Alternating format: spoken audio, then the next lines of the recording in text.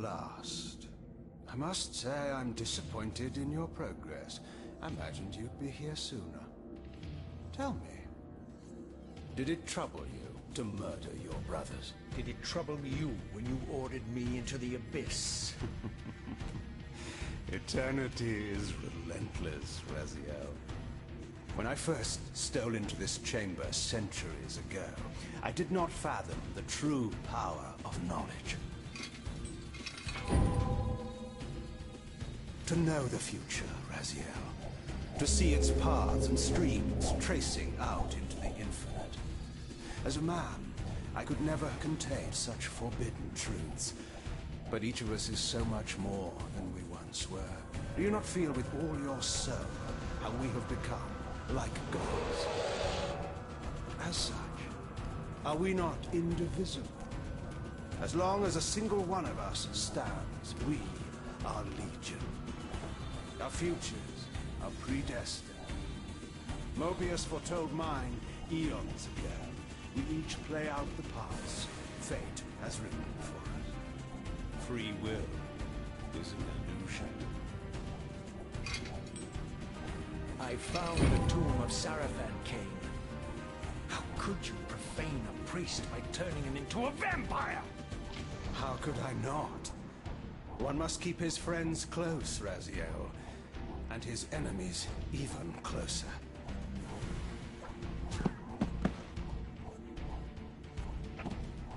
Who better to serve me than those whose passion transcends all notions of good and evil?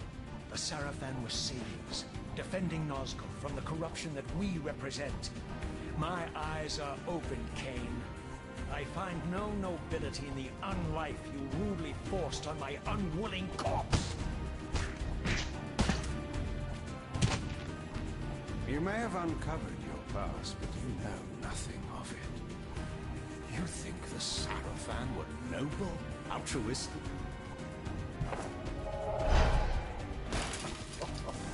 Oh, don't be simple. Their agenda was the same as ours.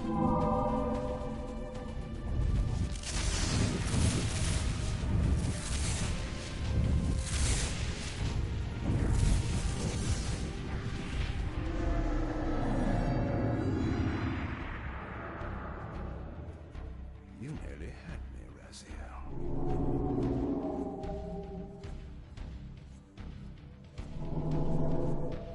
But this is not where or how it ends. Fate promises more twists before this drama unfolds completely.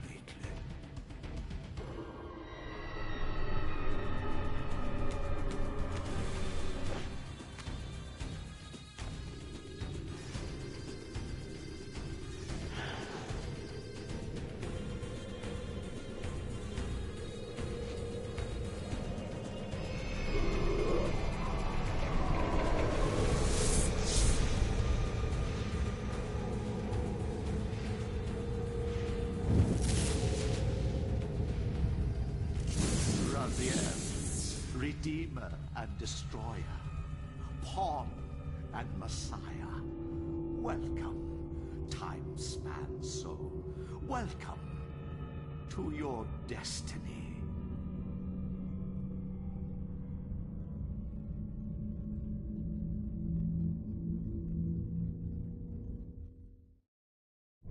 Where am I? Is the usual question. In your case, when might be more apt. Very well, you old snake. If you'd prefer I use my bare hands... This is completely unexpected. This orb disables our vampire enemies, leaving them helpless and incapacitated. Strangely, it seems to have the same effect on that peculiar weapon of yours. But you must believe me. I mean you no harm. You can drop the benevolent facade, Mobius. I know who and what you are. I should kill you where you stand. Perhaps you should, my boy. But you don't. Are you so certain of that, Morbius? My role as Time Guardian affords me a certain level of omniscience, Raziel. No, you don't kill me. That honor belongs to your maker, Cain, some 30 years from now. You two are a pair. You're just as fatalistic as he is. Death comes for us all, Raziel. It's just a matter of time. How is it that you know my name? We have never met. On the contrary, Raziel, I know you very well. And it grieves me to see how cruelly Cain has used you. I knew you when you were one of the Sarafan Brotherhood, Raziel. We were even close. Oh, please. Fortunately, you need not love me now to be my ally. Are we within the stronghold of the Sarafan priesthood? Yes, but the glorious days of the Sarafan have long since passed, I'm afraid. This is a more cynical and indecorous age. My mercenary army now inhabits this stronghold. We strive to honor the memory of the Sarafan with our own humble crusade. Is this the vampire Vorador? Yes, the scourge of the Circle, the most depraved and decadent example of his whole degenerate race. He slaughtered 6 of my fellow Guardians as they cowered defenseless in this room. And you somehow survived this massacre? I and 2 others. The Circle was devastated. Only we 3 were spared. How convenient. You'll forgive me if I don't naively devour every scrap of information you toss me. You have a reputation for deceit. And who has slandered me so? Your malefactor, Cain? The one who betrayed and destroyed you? Our common enemy? Consider the source before you judge me too harshly. We'll forget about rekindling our old friendship then. But consider an alliance based on our common ground. We both want Cain dead. I can help you do it. You don't want to meddle in this, old man. I know all about your sordid little schemes, but you're simply out of your depth on this one. You underestimate me, Raziel. Let me show you. Even now, Cain is lying in wait for you, unaware that I've snatched you out of the time stream and brought you here to me. See how he lingers at the very pillars he is destined to destroy, foolishly confident that he has eluded your grasp. The pillars are still standing in this time. Yes, Raziel. They are the embodiment of the divine force which preserves the life of our world. We who serve the pillars maintain their delicate balance, and Cain is destined to be the fulcrum upon which that balance turns. I believe you have already endured the wasteland wrought by his terrible, selfish decision. Cain's very existence is a cancer upon this world. As long as he lives, all of Nosgoth is in peril. You may never again be human, Raziel. But you can re-embrace the essence of your humanity and the nobility of your Sarafan heritage. Go to him, Raziel, and end this. But first, you will need to find your way out of the stronghold, and in this, I'm afraid I cannot help you. My soldiers will not understand your appearance here. They will try to kill you. You needn't fear them, of course. They're no match for you. Try to keep the casualties to a minimum. But do what you have to do. All great movements require a few martyrs.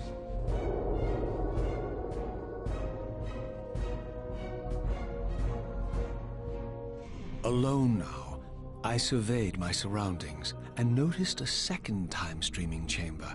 Its entrance identical to the first, but with one distinction. That crystal was significant, but how, I had not yet discovered.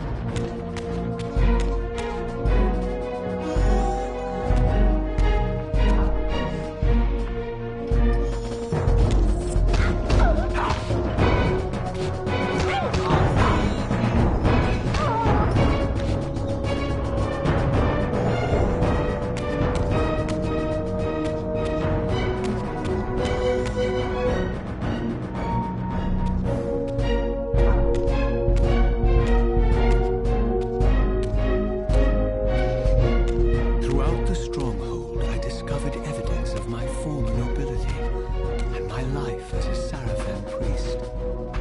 This was the heritage so foully stolen from me when Cain raided my sacred crypt and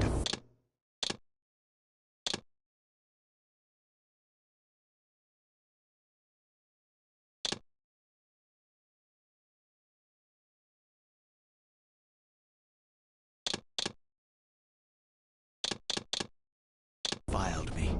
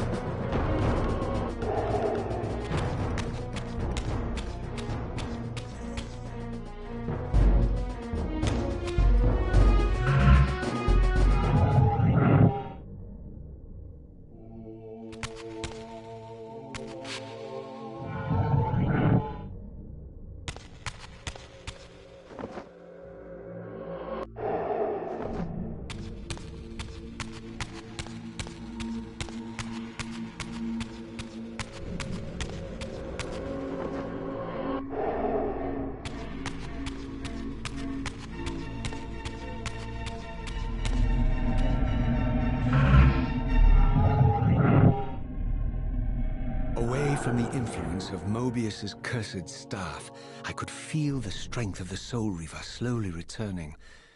If that orb was as debilitating to vampires as it was to the blade, it gave Mobius a powerful advantage over his enemies. I finally understood how Mobius's crusade could decimate the vampires so successfully. If he could immobilize his enemies, they were at his mercy. But why, I wondered, would the staff have any effect on the Reaver?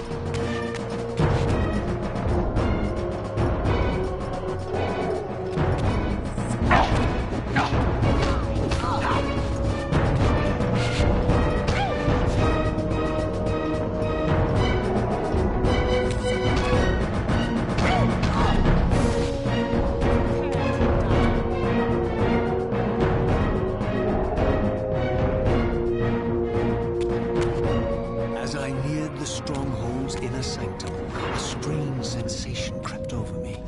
An indescribable feeling of displacement, a sense of vertigo, as reality itself appeared to warp and bend around me. The disturbance seemed to emanate from the sanctuary's furthest chapel. As I cautiously approached, the sense of dislocation intensified with each step. So this was the tomb of the beloved King William the Just, beatified here as the martyr and catalyst of Mobius's crusade. I was reminded of Kane's journey as a fledgling vampire, how Mobius coerced him to travel back in history and assassinate William, thus igniting a genocidal hatred of vampires among the citizens of Nosgoth. And here I discovered the source of the displacement. The Soul Reaver itself, laid out like a holy relic, and broken, apparently in the battle between William and Kane. I had not thought such a thing was possible, until, of course, Kane shattered the blade against me when he tried to strike me down. Thus, the captive spirit inhabiting the Reaver was released, and binding itself to me, became my symbiotic weapon. And so the Reaver met its former self, still imprisoned in this corporeal shell. I watched, mesmerized, as the Wraith blade uncoiled itself and snaked down the length of the physical blade.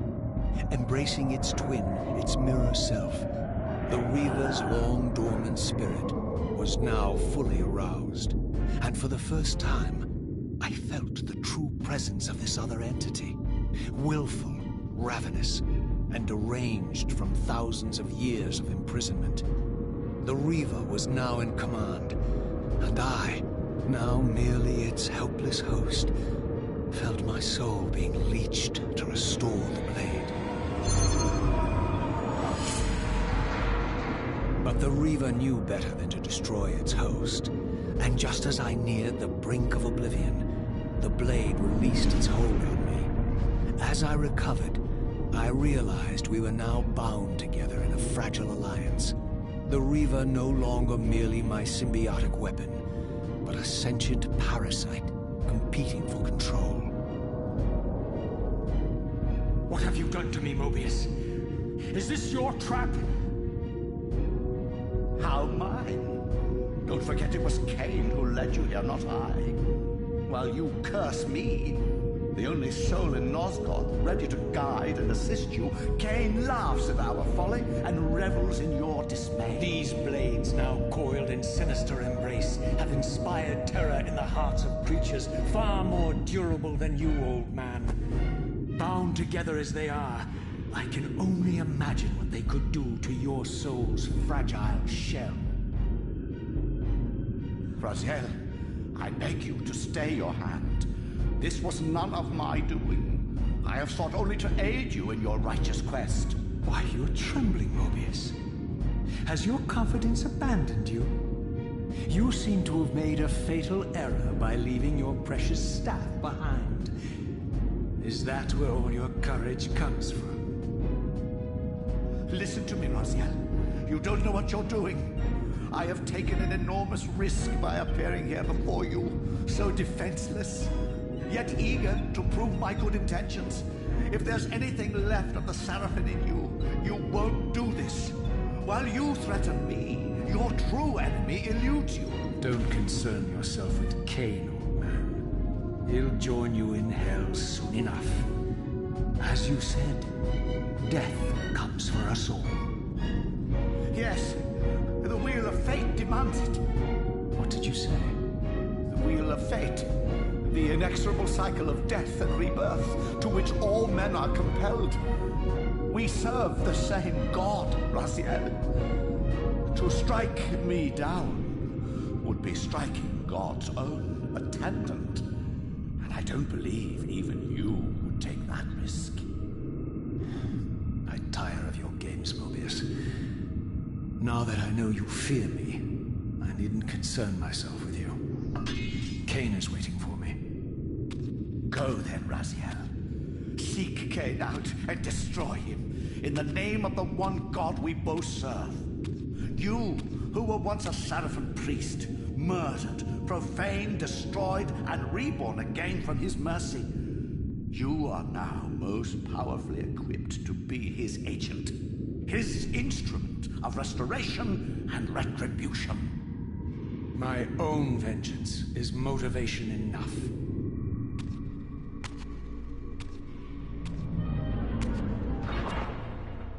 By my soul, you almost had me, my little blue assassin. But that'll be the one and only chance you get. I assure you of that. I could now summon the blade at will, regardless of my strength. But once summoned, the blade's ravenous appetite could not be contained. It devoured the souls of its victims, and if I allowed it to become over-aroused, the Reaver would now turn its hunger on me.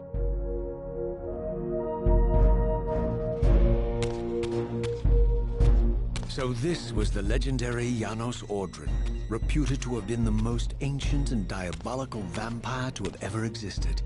According to folklore, he lived high in the cliffs of Nosgoth's northern mountains and preyed mercilessly on the defenseless villagers below. His reign of terror ended when the Sarafan finally hunted him down and tore his throbbing heart from his still-living body.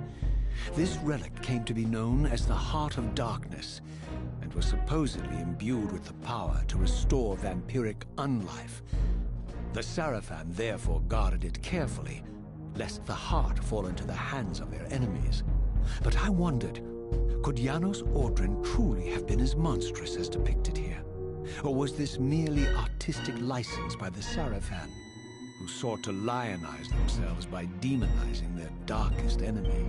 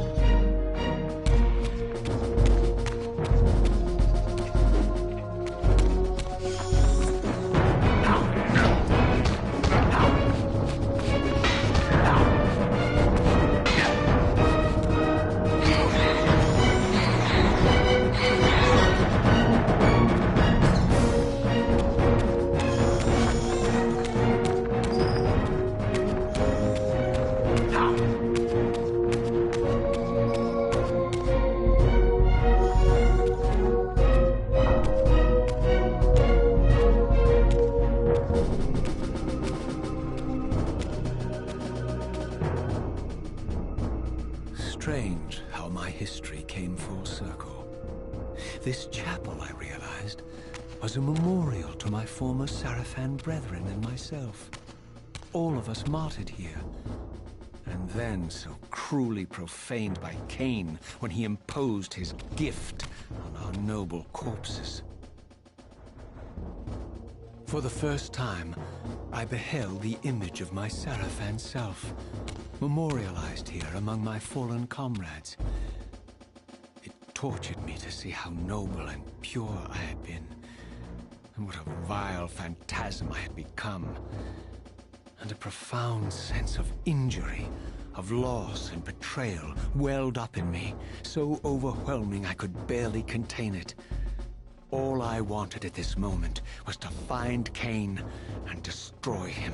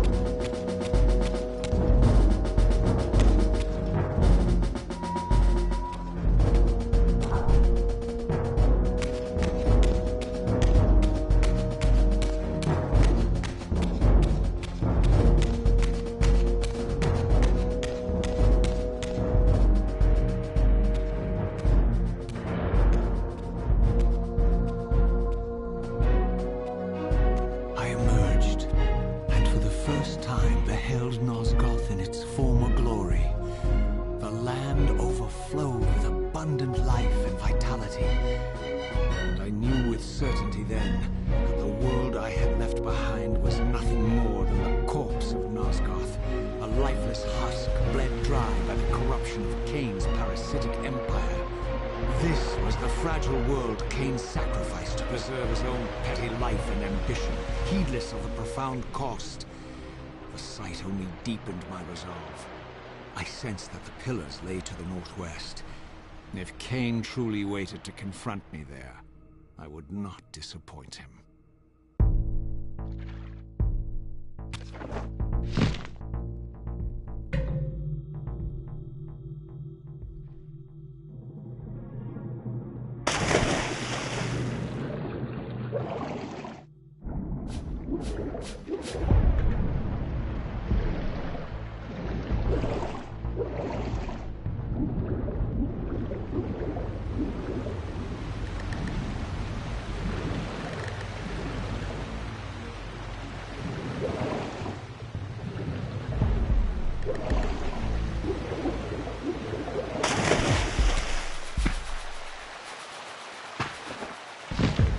As I passed this arcane landmark, a wisp of the Reaver's energy was drawn into the ring, illuminating it. This created a beacon of sorts in the spirit world. If ever I found myself depleted in the spectral realm, and my soul tossed on the ethereal winds, these beacons would draw me back to safety and restore me.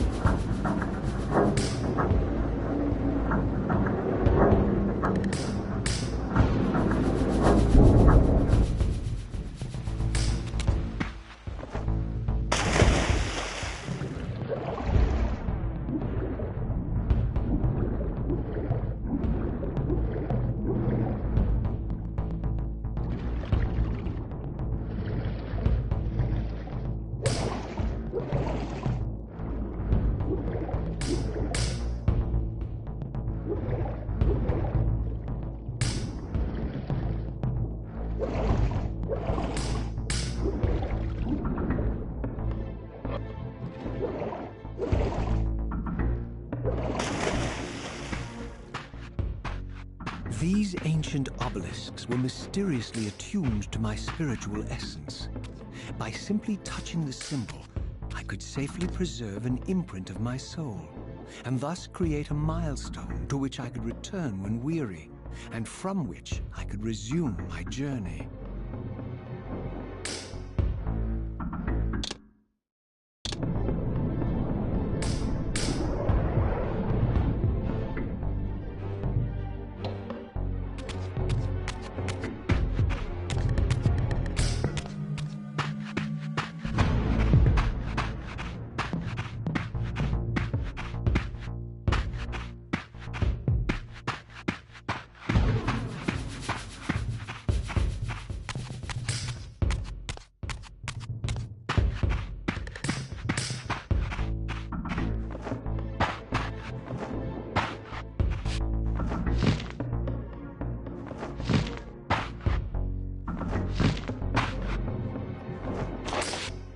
While I had only just escaped the stronghold, I sensed that in time my journey would return me full circle to this place.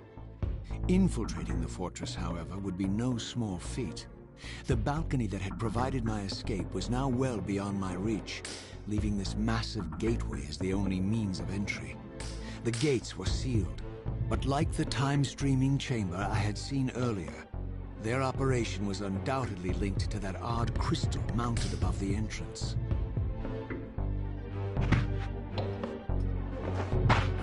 There's one. Ha! Ha! Oh! No! Ha! Oh!